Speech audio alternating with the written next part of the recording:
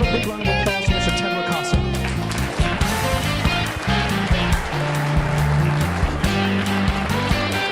All right, good evening.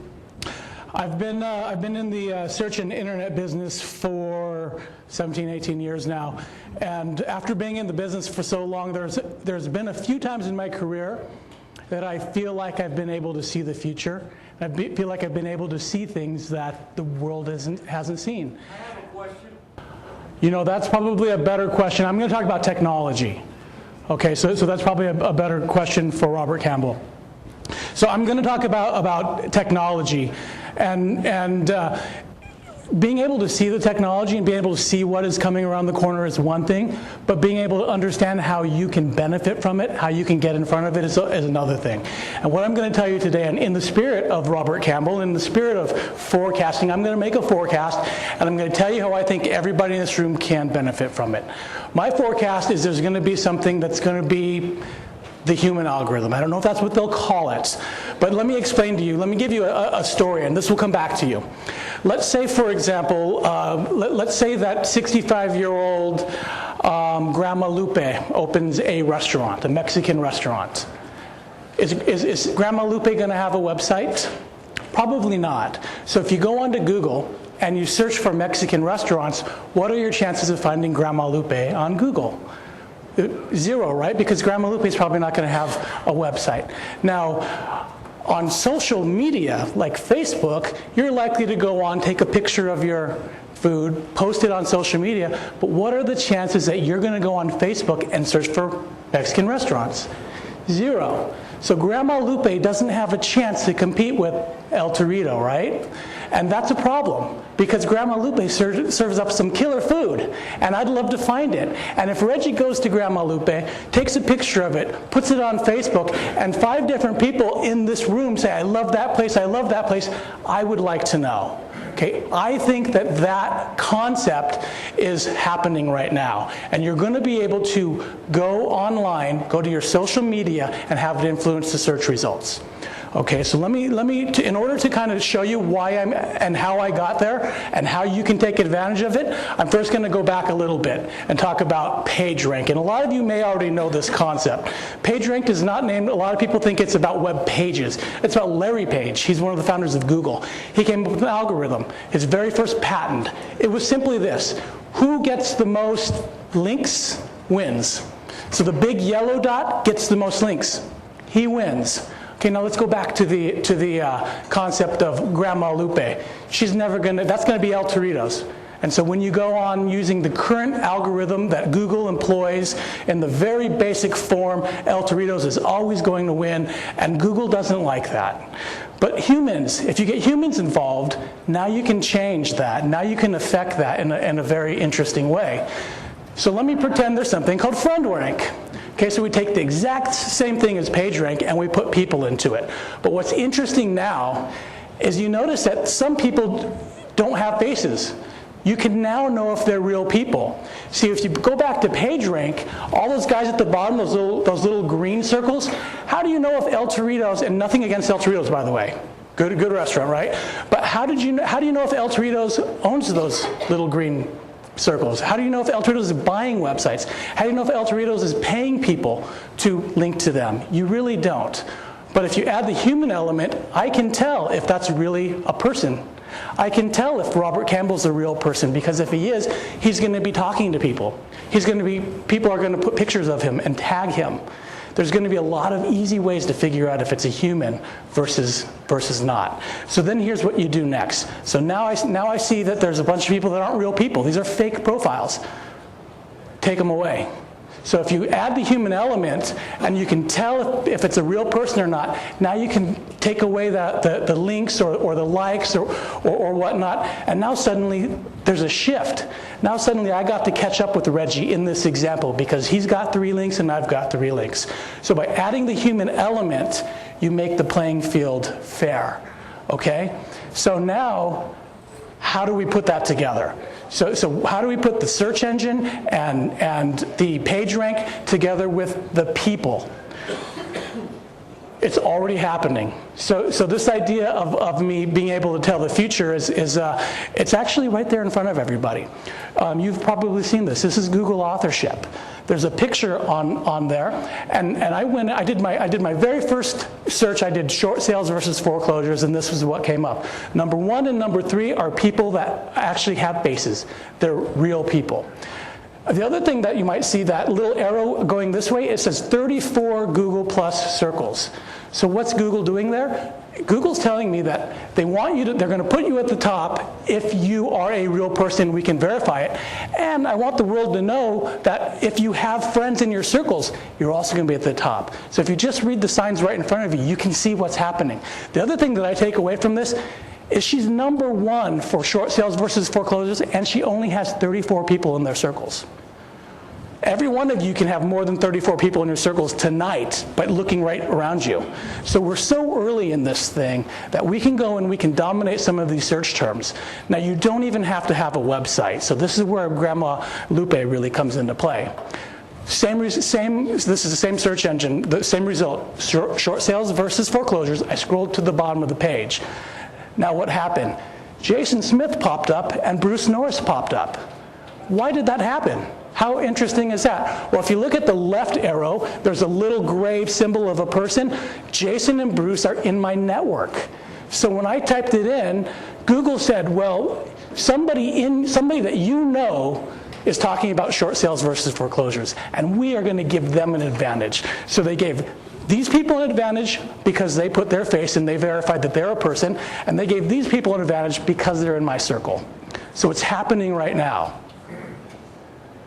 Then I went a little further. Now I typed in San Diego short sales because I wanted to see what would happen for specifically San Diego short sales. Now Jason is killing it. Jason went in there, he had the top 2, he's in my circle. Number 3 on this search, again, he's not in my circle, but he's verified. You see his face, that he's got authorship. So authorship pushed him to the top of the page. Here's another interesting point. At the very bottom here, you can see that's Jason as well. That's his blog, his WordPress blog. And he doesn't have authorship. So even though Jason seems like a very astute internet marketer and he's hitting some of these major words, he's missing some really easy things that he can do. So I tell you that not to pick on Jason because he's doing very well. I tell you that so that you know that there's some really simple things that even the best people are missing right now. So the opportunity is there. One other thing, the arrow on the bottom pointing shows San Diego, shows that he's in my circle too. So it's putting the different social signals in place. How does Google actually verify that you're a real person? They do several things. How does Google verify if you're a real person? If you never add a friend, you're probably not a real person.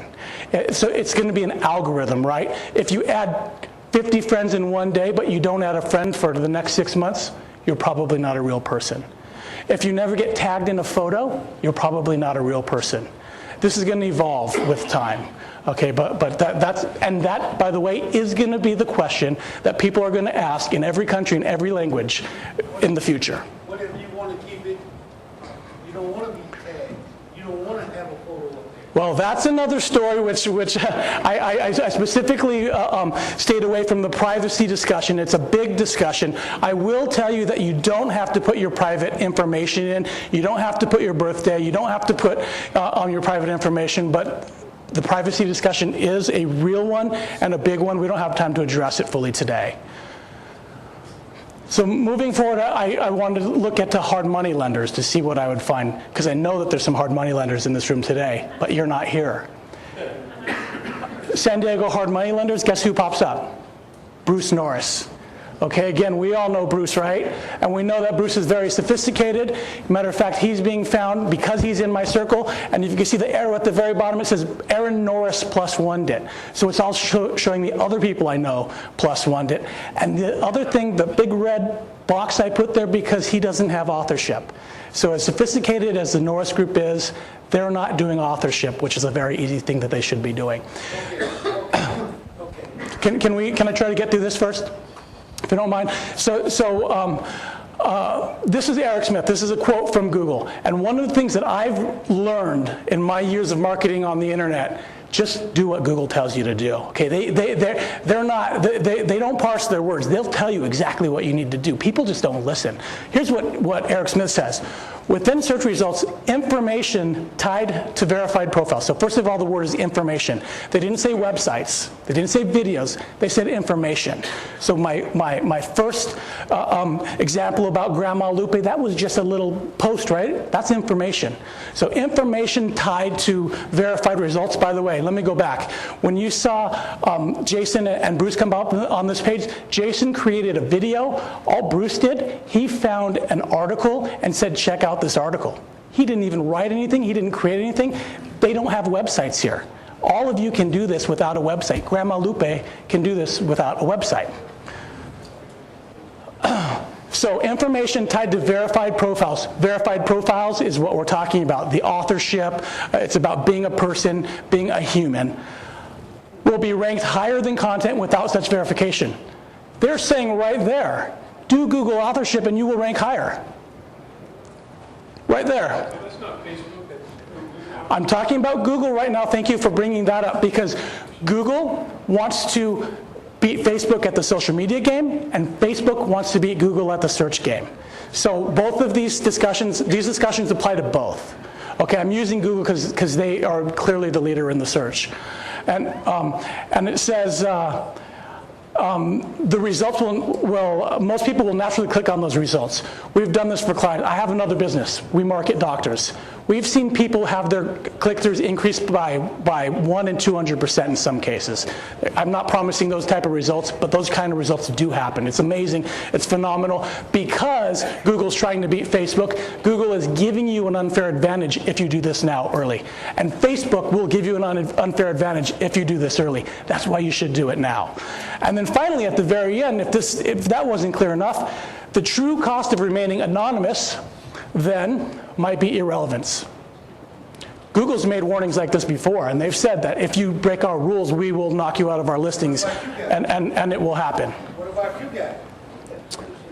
Because a lot of people don't want to be whack with the World Wide Web, but they still want to make a profit. What about you guys? You're right. So I'm kind of on a time limit, so we'll push the questions to the end if you guys don't mind.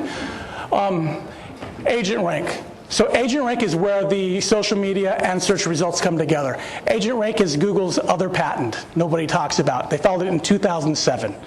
Okay, it's really about your friends and your content. How many friends do you have? What kind of friends do you have? I'm sorry, you're going to be judged by your friends. Again, what do they have in common? If your friends are real estate related, then you're more likely to show up for real estate stuff. If your friends are related to cars, then you're more likely to show up for car stuff. Think about that. Your content, how much do you write? What do you write about? Do people like it? Do people share it? Those are going to be some things. Here's what you can do. Okay, the 2 steps, and I'm going to give you something at the end. What you can do is develop your authority. Build your profiles. Facebook and Google are the 2 that I think you should go on for sure. There are a few others. Then build your Rolodex. People used to get hired just for their Rolodex. Your list of people on Facebook, that's your Rolodex. Your list of people in your newsletters, that's your Rolodex. Your iPhone, that's your Rolodex. Build your Rolodex, because those are going to be valuable to you in the future. Curate great content. So curate great content. Now, everybody can do it up to this stage. What do I mean by that? Well, it's what Bruce did. He just wrote about an article. So let's say, I'm sure there's a real estate agent or 2 in the room.